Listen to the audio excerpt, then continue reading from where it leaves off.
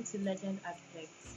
In this episode, I'll teach you all how to create a material in Revit by yourself. Let's get started. Let's select Manage from the file ribbon. Select Materials.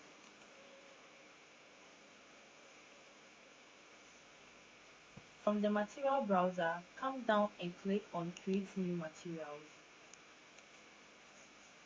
Go to Identify and name your preferred material.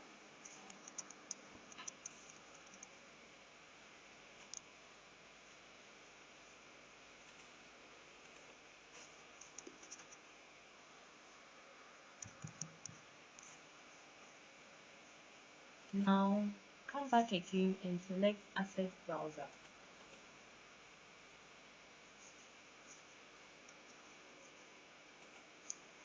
Search for your preferred material and double-click to select it.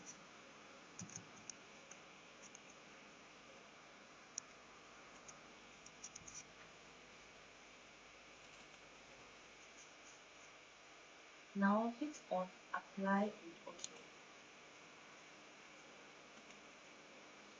This is how to create material. Hope you enjoyed this video. Please like and subscribe. Till we meet again, fam. Adios.